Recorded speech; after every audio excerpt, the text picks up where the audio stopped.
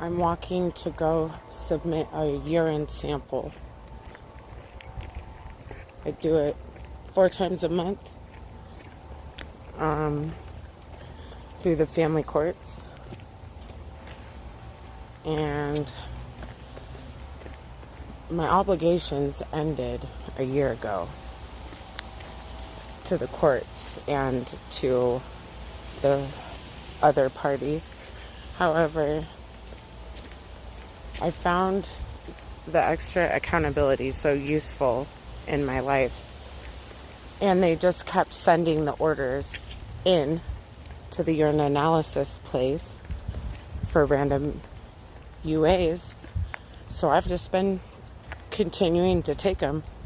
You know, I'm a couple years past the substance misuse, but you know, it's still out there everywhere, and I'm not afraid, but I'm informed, and I'm in touch with myself, and I know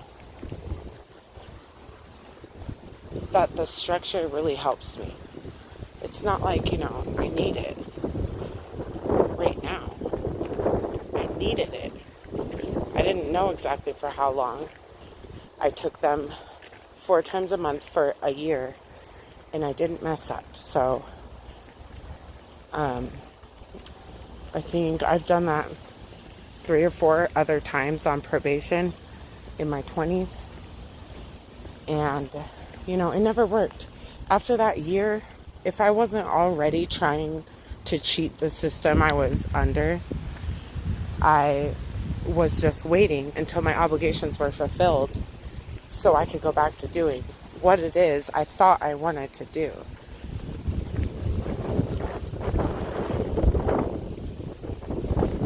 I know it's a little windy. I've tried to do the right thing, too. When I really started having success is when marijuana was legalized in Arizona. I was able to finally legally just do what I want, and my want and need to go outside of that wasn't there anymore. You know, these substances are not what they used to be anyways, and they're very dangerous, and I'm sick of starting over all the time, like every half decade, having to completely start my life over. I'm over it. You know, that is half of a black walnut shell. And so also in the year, hold on. Hi, buddy, I see you. Hi.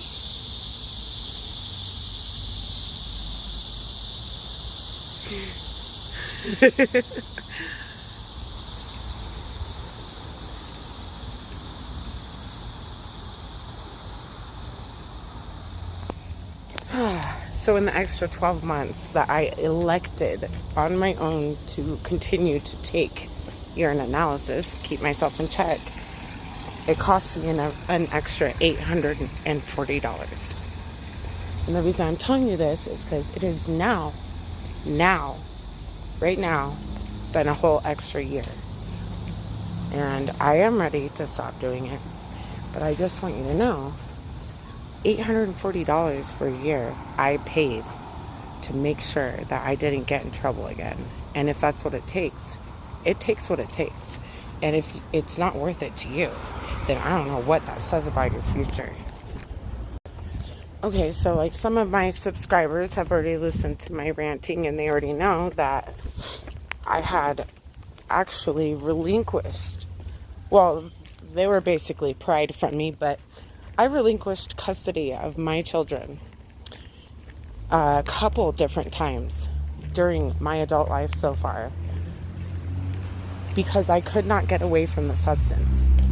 And I don't like the word substance abuse. I like the word substance misuse. Okay? Because, you know, some people got it like that. They can just try something or recreationally, whatever. Some people can't. Hold, please.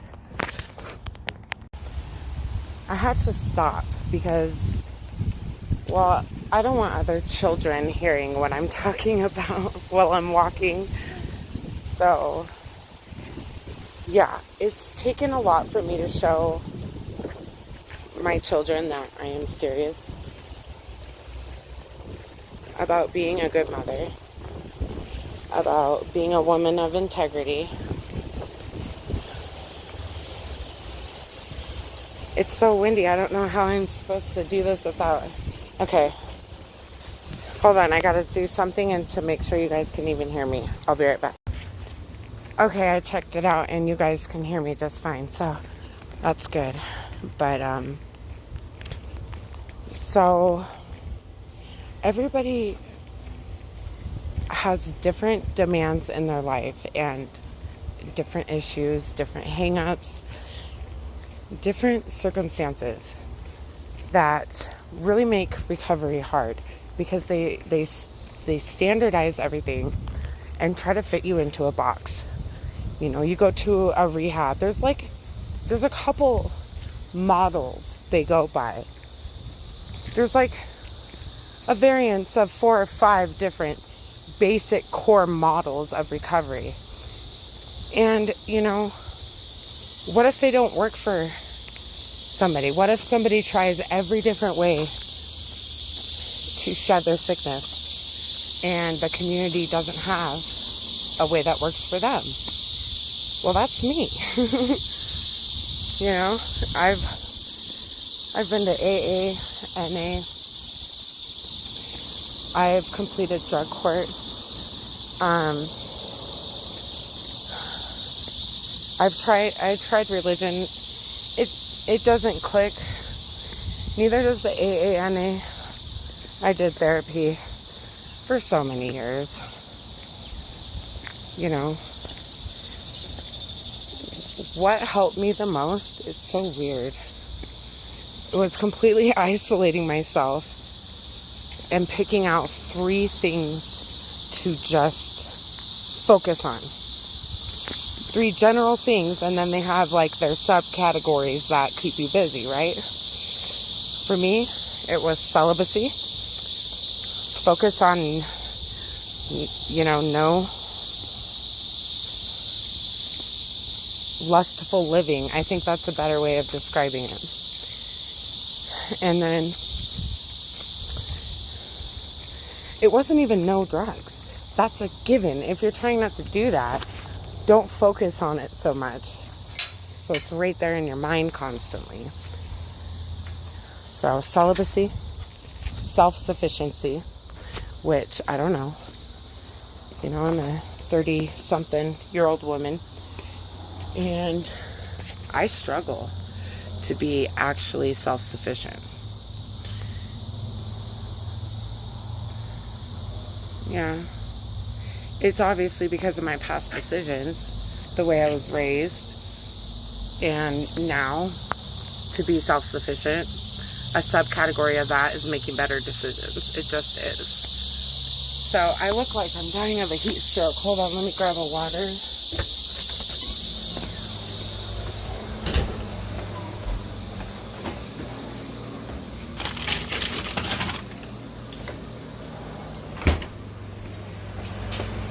Hi, Ann, you want to come outside? It's nice inside, but it's really not that bad out here. I'll show you this. There's some clouds. It's been so dry. So freaking dry here, Prescott, Arizona. It's torturous at almost a mile-high elevation not to have any kind of water coming out of the skies. Come on. But yeah, so celibacy, self-sufficiency, which in that lies work, work, work. And then self-awareness, which I would say I've climbed to about a little over halfway self-aware. There's still a lot of digging. things still come up, and I realize it still bothers me. I thought I had gotten past it. Only certain situations will show you your actual growth, you know? You want to go inside already? Guys, Angus, say hi. Say hi. Sit. Sit. Sit. I wish you could see the side eye he just gave me for making him sit. How's my boobies? Let's see them. Let's see in that mouth. Rawr. I love you. You can go in. And it's, you know, what, incredibly hard. It's so incredibly hard to recover when you rely on any single one person. It is. You might get people that are telling you the things you really need to hear, but are you going to accept it? I didn't until I was really ready. I don't know if I actually listened to anybody or was appreciative of anything they did for me, before I found something within myself, you know?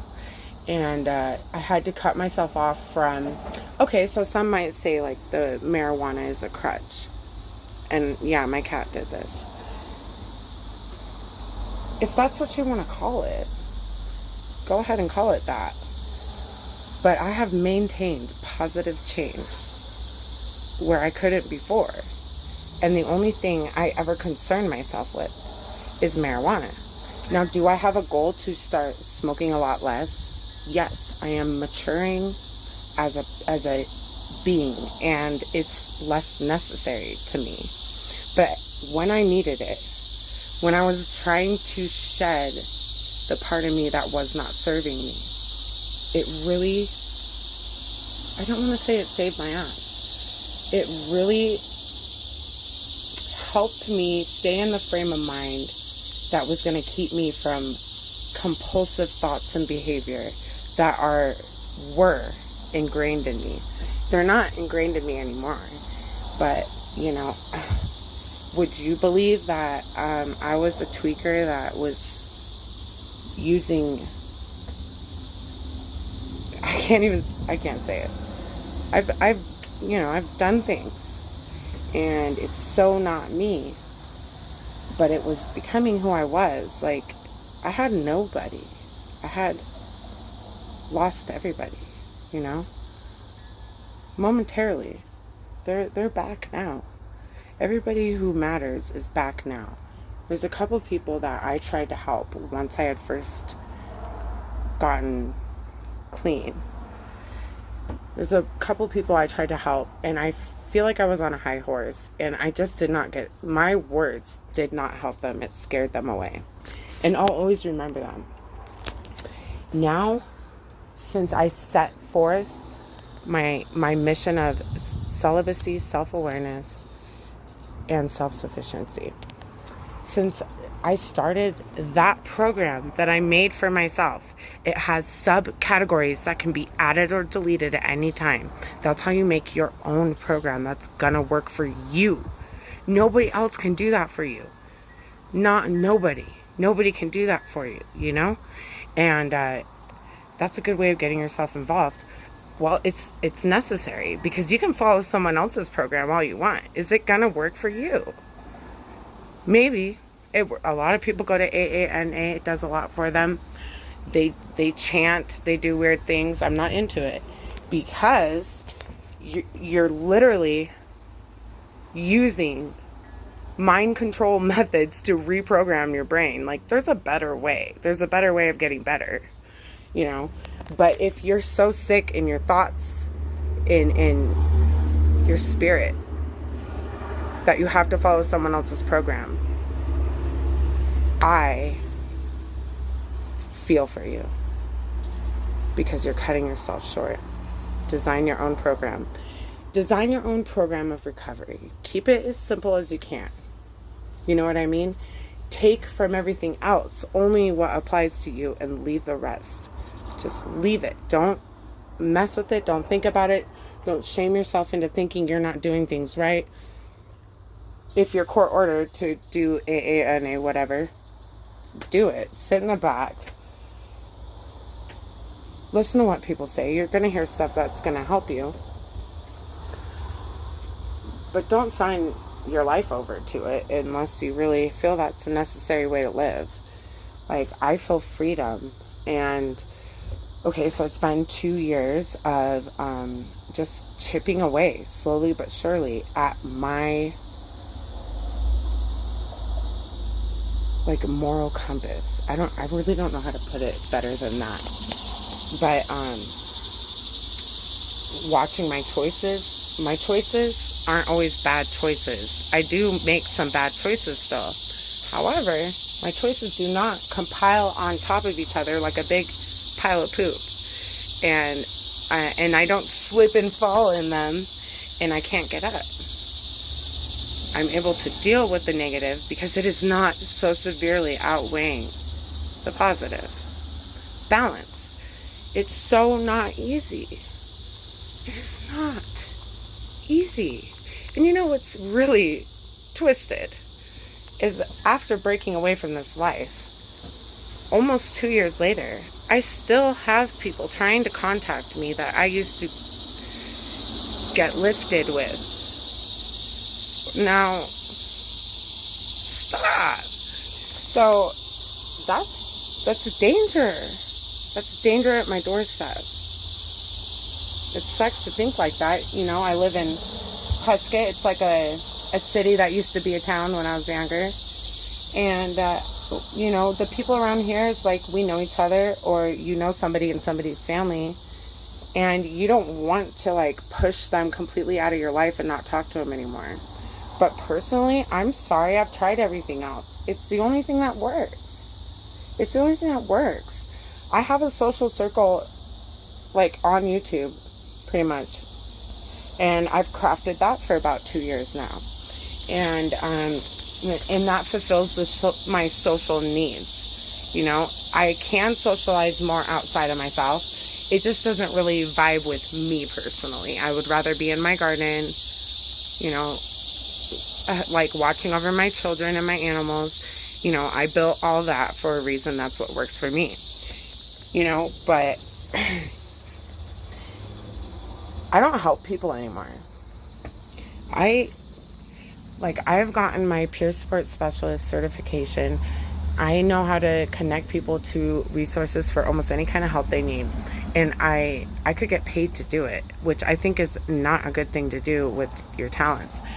But so that's why I don't do that. But I also do not have that in myself to give. I don't. And I won't. And I can't. I don't want to.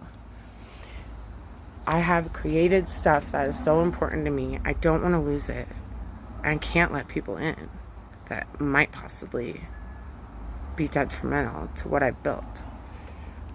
You can't look at people like they're danger, but you must understand that they are. They are dangerous to whatever you have going for yourself. Other people are a threat. I don't know how a video about taking UAs turned into this, but it did. I just really want somebody who's struggling with substance misuse to literally watch this video and feel empowered to take control of how they're going to handle this issue. If that's what you want to do, if you want to get better, do it. Just make your own plan so it means more to you, so that it's something you can completely subscribe to. You can completely commit to trying to do these things because you're the one that set it out. You designed the framework. And so I'm saying that from experience because, like I said, I've been in drug court. I am a drug court graduate. I've been to jail several times. I did a couple years in prison. I have multiple misdemeanors, felonies. I've been through family court. I've done all these things that are not a bragging right. This is not a brag. This is all very painful things people go to. They get railroaded. They have no idea what's coming. They do not know the consequences of their actions. I didn't. And there were things that happened that, of course, I was liable for, but they weren't necessarily my fault, you know? So I spent like 5 straight years in my 20s just disregarding every authority over me because I felt like I should not have even been in that situation. But it really did a number to my son. He's 18 now. I'm really behind with him because I had my stuff so messed up, so caught up in my own thinking I knew everything, you know? Self-awareness is great for that. You find out that you really don't know. And what you do know, it means a lot to you. I share things with people on my YouTube that I've never said to anybody, but I do it because there's a separation between me and you listening to this. But there's also a connection. You can choose to click off of the video anytime you want, or it's something I'm saying might be important enough for you to listen through the whole thing. You might get that little tender morsel that you need to hear that is going to help you escape the prison of your mind. I hope I can do that for somebody. If not, then I don't know why you watch this video, because my videos suck.